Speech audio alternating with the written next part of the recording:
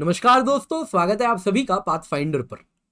दोस्तों, सैम मानेकशॉ जी ने एक बात कही थी, यदि कोई इंसान कहता है उसे मरने से डर नहीं लगता तो या तो वो झूठ बोल रहा है, अन्यथा वो एक गोरखा है। दोस्तों, पर पिछले एक साल से भारत में एक भी नेपाली ओरिजिन के गोरखा का रिक्रूटमेंट नहीं हुआ है। गोरखा सोल्जर्स आ रहे हैं लेकिन वो सभी इंडियन टेरिटरी से आ रहे हैं। नेपाल से रिक्रूटमेंट ब्लॉक हो रखा है।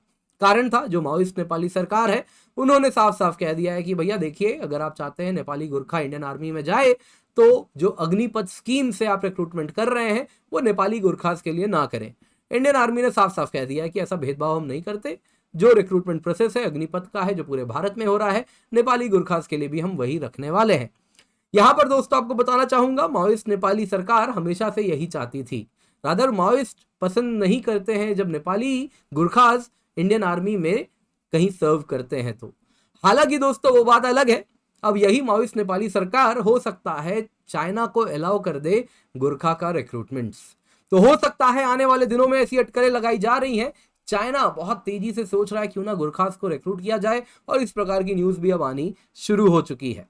अब दोस्तों कारण बड़ा सिंपल है, जो हाई एल्टीट्यूड वॉरफेयर है उसमें चाइना कहीं ना कहीं बहुत पीछे है, और जो चाइनीज सोल्जर्स हैं वो आए दिन उनकी इस प्रकार की रोती हुई तस्वीरें भी आई हैं, और उनमें बहुत ज़्यादा ट्रूप का सर्कुलेशन भी करना पड़ता है, बार बार चेंज करना पड़ता है, क्योंकि वो उस दुर्गम टेरेन में कहीं ना कहीं ज़्यादा दिन तक सर्वाइव नहीं कर पा रहे हैं।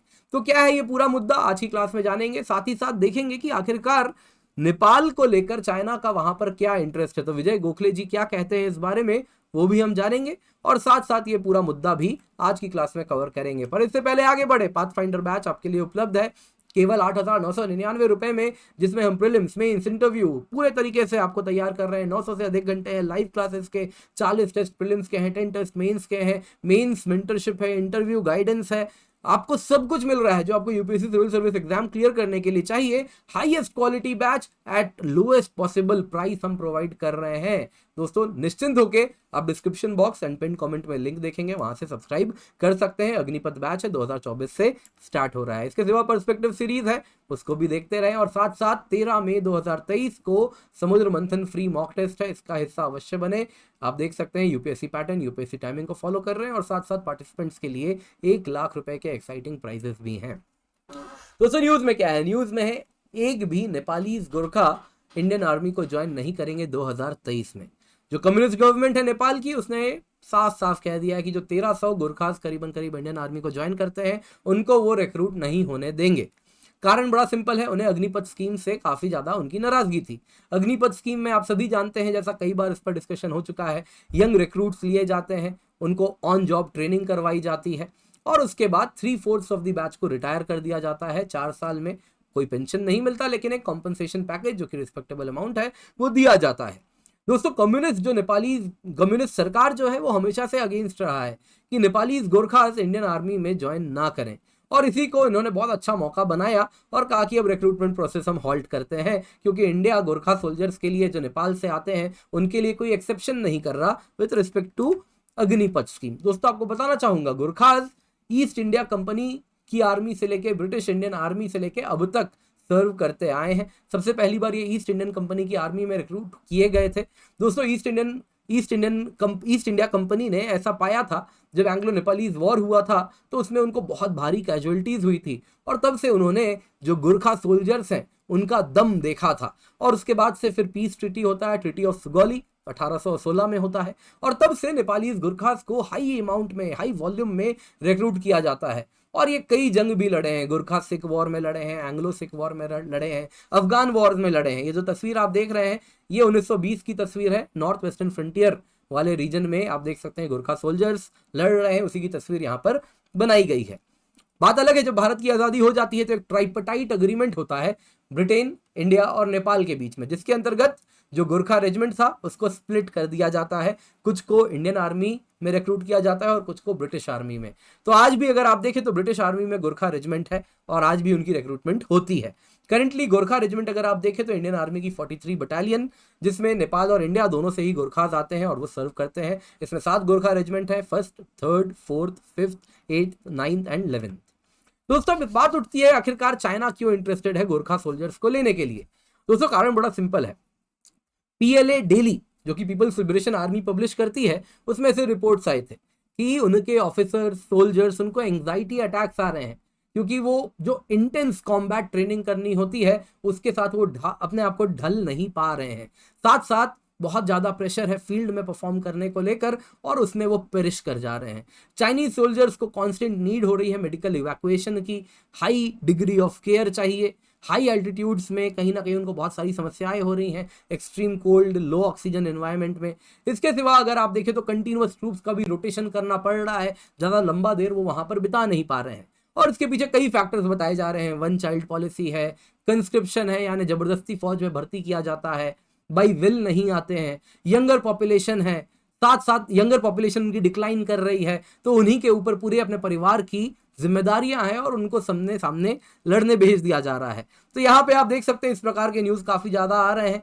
China PLA battles mental health crisis एमिड tensions with India, और ताइवान से इस प्रकार के न्यूज आते हैं। ताइवान के पास कहा जाता है when it comes to mainland China, उससे बेहतर इंटेलिजेंस किसी के पास और नहीं है जितना ताइवान के पास है। वहीं पर दोस्तों अगर हम इंडिया की बात करें तो India is the hub for the high altitude warfare training.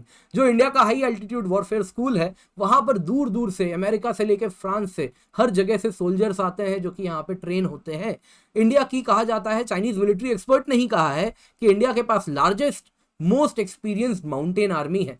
कारण बड़ा सिंपल है, शी जिनपिंग ने भी कहा था कि जो चाइना के सोल्जर्स हैं उनको पीस की बीमारी है, वो पीस में ही रहते हैं, वॉर उन्होंने एक्सपीरियंस नहीं किया है, बैटल हार्डेंड वो नहीं है। अनलाइक दैट इंडिया सालों से सियाचिन जैसे दुर्गम परिस्थितियों में भी हमने सोल्जर्स को रखे हैं, और इस तरीके से हमारे सोल्जर्स कहीं ना कहीं बैटल हार्डेंड है और वो तैयार रहते हैं इस प्रकार की दुर्गम परिस्थितियों में भी लड़ने के लिए। और अब चाइना को लग रहा है कि कहीं ना कहीं जो चाइनीज सोल्जर्स वहां पर परफॉर्म नहीं कर रहे हैं उसकी जगह क्यों ना वो गोरखा सोल्जर्स लाए, जो कि हाई एल्टीट्यूड वॉरफेयर में ऑलरेडी काफी ज्यादा नाम कमा चुके हैं। पर एक बात अलग है, मैं मानता हूं गोरखा सोल्जर्स डेफिनेटली, जो गोरखास हैं बहुत ब्रेव है, definitely they are made of iron, लेकिन वो इंडियन आर्मी की ट्रेनिंग है जो उनको स्टील में तब्दील करती है। तो चाइना अगर सोचता है कि खाली गोरखा सोल्जर्स को ले जाएगा, they are iron, they need to be trained like Indian army do, like the way the Indian army does. अगर उस तरीके से वो करेंगे तो ही कहीं ना कहीं वो हाई एल्टीट्यूड वॉरफेयर में जो नाम इंडिया में कमाए वहां भी कमा सकेंगे। अब सवाल उठता है दोस्तों, आखिरकार चाइना को नेपाल से क्या चाहिए? दोस्तों जाहिर सी बात है, ये मेरा पॉइंट नहीं है, ये एक रिसर्च पेपर में श्री विजय गोखले जी, जो कि इंडिया के फॉरेन सेक्रेटरी भी रह चुके हैं और साथ साथ चाइना में एम्बेसडर भी थे, उन्होंने ये पॉइंट्स आइडेंटिफाई किए हैं। देखिए, सबसे पहले चाइना चाहता है नेपाल को लेकर वहां पे अपना पॉलिटिकल इकोनॉमिक इंटीग्रेशन, यानी जो पॉलिटिकल इकोनॉमिक पकड़ है उसको मजबूत करे। अगर वो मजबूत होगी तो ही कहीं ना कहीं इंडिया पे जो डिपेंडेंस है चाइना की वो खत्म हो सकेगी। साथ साथ चाइना US से भी बहुत ज्यादा डरता है कि कहीं ना कहीं इसको हमेशा डर लगता है कि Nepal can be the hub, जिससे तिब्बत में US कहीं ना कहीं सिक्योरिटी को उसकी थ्रेटन कर सकता है। और ऐसे रिपोर्ट्स भी कई बार आ रहे हैं कि US भी अपनी मजबूती, जहां पकड़ मजबूत करता है नेपाल में, उसको लेकर चाइना कई बार कहीं काफी ज्यादा एंशियस हो जाता है। इसके सिवा चाइना चाहता है नेपाल को एक ट्रांजिट स्टेशन बनाए, जिसके द्वारा नेपाल साउथ एशिया में उसके कॉमर्स का हब बन जाए और जरूरत पड़ने पे ये एक बफर स्टेट का काम करे। कल को इंडिया के साथ उसके रिश्ते और खराब होते हैं तो उस केस में नेपाल एक ऐसा बफर हो जिसके द्वारा वो कहीं ना कहीं चाइना के तरफ टिल्ट रखने वाला बफर हो और चाइना के इंटरेस्ट को प्रोटेक्ट कर सके नेपाल। और तीसरा है दोस्तों, एक चाइना चाहता है दुनिया में सीनो सेंट्रिक ऑर्डर हो, यानी चाइना सेंटर्ड ग्लोबल ऑर्डर हो, और वो कोई भी देश तभी कर सकता है जब उसकी दुनिया पे पकड़ तभी होगी जब उसकी पकड़ खुद के आंगन में होगी। अगर आप ग्लोबल हेजमन बनना चाहते हैं तो सबसे पहले आपको अपनी पेरिफेरी यानी आसपास के इलाके को पकड़ उस पर मजबूत करनी होगी, और साउथ एशिया में पकड़ बनाने के लिए चाइना ने नेपाल को अपना केंद्र बिंदु चुना है। दोस्तों आज की क्लास पसंद आई होगी तो लाइक जरूर कीजिएगा। पाथफाइंडर बैच क्या आपको डिस्क्रिप्शन बॉक्स एंड कमेंट में आपको लिंक मिल जाएगा, जाएं जाके एनरोल करें। एंड 8,999 रुपए में prelims, mains, interview, test series, classes सब कुछ मिल रहे हैं केवल 8,999 रुपए। यूज द कोड पाथ और पाथफाइंडर।